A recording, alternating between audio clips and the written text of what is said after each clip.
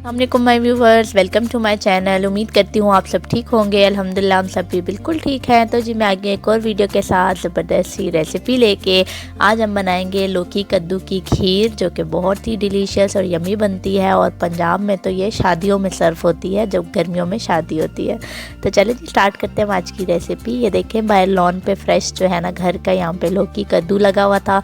तो यहाँ से हम जो है वो कद्दू लेंगे। एक काफ़ी बड़ा हो चुका था साइज़ में और दूसरा जो है वो छोटा है। तो इनको शॉपर तब लगाया हुआ है कि वो मक्खी की वजह से ख़राब हो जाते हैं, तो इस वजह से जो है ना इसको शॉपर लगाते हैं तो ये ज़रा ठीक ग्रो हो जाता है, वरना ये ख़राब हो जाता है, बीच में सुराख हो जाते हैं। तो चलते हैं किचन में। तो यहाँ मैं इन दोनों को अच्छे से वॉश करूँगी और पीलर की मदद से इनके छिलके जो है ना वो मैं उतार दूँगी। यहाँ पे देखें मैंने इनके छिलके उतार दिए हैं, इनको वॉश कर लिया है। अब मैं ग्रेटर लूँगी और इसकी मदद से इसको ग्रेट कर लूँगी, यानी कद्दूकश कर लूँगी। आपने दोनों को जो है वो अच्छे से कद्दूकश कर लेना है। कद्दूकश करके ही हम इसको यूज़ करेंगे। जैसे गजरेले के लिए हम लोग गाजर को करते हैं, इस तरह हम यहाँ पे कद्दू को भी करेंगे। एक यहाँ पे मैंने कर लिया है, इसी तरह मैं दूसरे को भी जो है वो कद्दूकश कर लूँगी।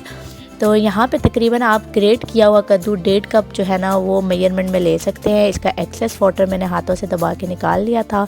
तो अब यहाँ पे मैंने देचकी ले ली है। 2 टेबलस्पून मैंने इसमें घी के ऐड किए हैं। घी ऐड करने के बाद अब जो हमने कद्दूकश किया हुआ कद्दू है वो इसमें डालना है और उसकी अच्छे से हमने बुनाई करनी है, ताकि जो थोड़ा बहुत पानी बच चुका है तो वो भी इसमें अच्छे से ड्राई आउट हो जाए और इसकी भी अच्छे से बुनाई हो जाए।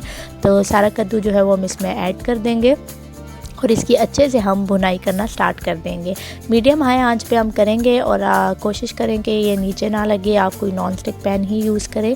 तो इसको अच्छे से हम भुने गए तो हल्का हल्का जो है ये गोल्डन कलर में भी हो जाएगा और अच्छे से भुन जाएगा और पानी भी इसका जो है ना वो अच्छे से ड्राई आउट हो जाएगा। तो ये देखें अच्छे से यहाँ इसकी भुनाई स्टार्ट है। अब मैं इसमें कुछ क्रश जो है वो ड्राई फ्रूट डालूंगी। पिस्ता बादाम जो है मैंने क्रश कर लिए थे, उनको मैं इसमें ऐड कर दूंगी और उनकी भी हम अच्छे से भुनाई कर लेंगे, ताकि जो है ना बीच में हल्का हल्का रोस्टेड टेस्ट इनका भी आ जाए। जब ये अच्छे से भुन जाएंगे तो अब यहाँ पे 1.5 लीटर मेरे पास दूध है। आपके पास अगर फ्रेश दूध है आप वो यूज़ कर ले। मैं यहाँ पे ऑल पर्स का दूध यूज़ कर रही हूँ। तो 1.5 लीटर जो है वो मैं सारा इसमें ऐड कर दूँगी और जो है ना ऐड करने के बाद इसको हम अच्छे से मिक्स कर लेंगे दूध के साथ। और चूल्हे को जो है ना थोड़ा सा मीडियम हाई रखेंगे, ताकि ये अच्छे से बॉयल होना स्टार्ट हो और अच्छे से पके। दूध डालने के बाद इसमें हम इलायची डालेंगे, क्योंकि दूध की आप कोई भी चीज़ बना रहे हो और उसमें इलायची ना जाए तो ऐसा हो नहीं सकता, क्योंकि इलायची जो है ना वो टेस्ट ज़बरदस्त कर देती है। तो 1 टीस्पून मैंने वो डाला है। इसको अब 10-1 मिनट के लिए हम अच्छे से पका लेंगे, ताकि इसमें अच्छे से बॉयल आए और जो कद्दू है वो भी हमारा गल जाए इसी दूध के साथ। तो इसको हम बॉईल होना छोड़ देंगे।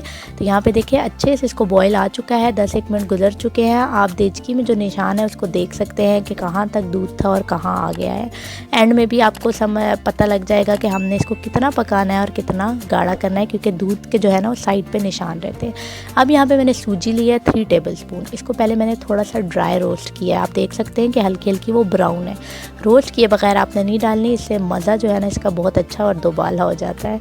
तो इसको डाल के हम अच्छे से पकाएंगे। सूजी डालने से ये थोड़ी गाढ़ी भी हो जाएगी और जो है ना इसमें बड़े ज़बरदस्त सा खोए जैसा टेस्ट आएगा। तो यहाँ पे देखें तकरीबन 5-10 मिनट हमने इसको पकाया है। तो सूजी भी जो है वो भी हमारी आहिस्ता आहिस्ता पकने लगी है। अब हम इसमें चीनी ऐड कर देंगे। मैं 1/2 कप ऐड कर रही हूँ।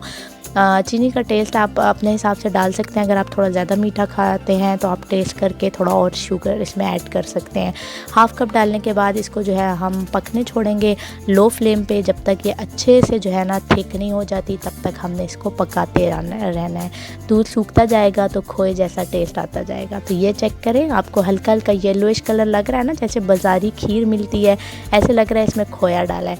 लेकिन सूजी डालने की वजह से ना देखिए उसने हल्का हल्का येलोइश कलर पकड़ लिया और बहुत ही मज़े किया है। एंड में हम मीडियम बिल्कुल लो फ्लेम पे मैं इसमें फ्रेश क्रीम ऐड कर रही हूँ 4 टेबलस्पून। मेरे पास फ्रेश क्रीम है। अगर आपके पास फ्रेश नहीं है तो आप जो है ना इसमें मिल्क पैक की या उल्पर्स की कोई भी टेट्रा पैक में जो मिलती हैं वो ऐड कर सकते हैं 4 टेबलस्पून। मिक्स इसको हमने अच्छे से करना है और आपकी आंच जो है ना वो बिल्कुल हल्की होनी चाहिए इस टाइम पे। तो बस अच्छे से मिक्स करने के बाद ये देखिए अच्छे से ये थिक हो चुका है। जब ये फ्रिज में जाएगा तो और ठंडा हो जाएगा। तो अब हम चूल्हे को करते हैं बंद। हमारी ज़बरदस्त खीर रेडी है। इसको अब हम सर्विंग बाउल में डाल देते हैं।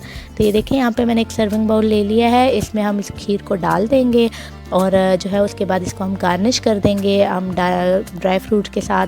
आप अपनी मर्ज़ी से कुछ भी ऊपर से जैसे आपको पसंद है वैसे गार्निश कर दें। मैंने थोड़ा क्रश पिस्ता लिया है, बादाम लिए हैं, उसके साथ इसको मैंने अच्छे से गार्निश कर दिया है। तो चलिए जी दिखाती हूँ आपको मैं इसका फ़ाइनल लुक।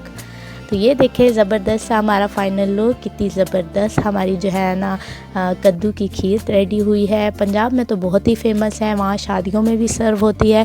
कुछ लोग इसको बनाते हुए बीच में हल्का सा ग्रीन कलर ऐड करते हैं ये दिखाने के लिए कि ये कद्दू की है। मैंने कोई कलर ऐड नहीं किया, मैंने इसको जितना हेल्दी रख सकती थी उतना किया है। तो ये देखिए एक सर्विंग का तरीका ये भी है। मैंने इसको मिट्टी के जो है ना कटोरे में थोड़ा सा सर्व किया। आप इस तरह भी इसको सर्व कर सकते हैं ट्रेडिशनल वे में। तो इसको जब चिल करेंगे ना तो थोड़ा सा ये और गाढ़ा हो जाएगा। तो ये देखें अब चिल करने के बाद मैं आपको दिखा रही हूँ कितनी थिक ये हमारी खीर बन के तैयार हुई है। बहुत ही डिलीशियस और यमी बनती है। हमारे घर में तो सबको बहुत ही पसंद आई है। तो आप भी ज़रूर ट्राई कीजिएगा और मुझे जो है ना फीडबैक ज़रूर दीजिएगा। तो ये थी मेरी आज की रेसिपी, उम्मीद करती हूँ आपको पसंद आई होगी। अगर पसंद आए तो ज़रूर लाइक शेयर और सब्सक्राइब कीजिए और बेल के आइकन को प्रेस करना ना भूलिएगा ताकि मेरी हर आने वाली वीडियो आप तक पहुँचती रहे। मिलती हूँ एक और नई वीडियो के साथ, तब तक के लिए अपना ख्याल रखिएगा। अल्लाह हाफिज़।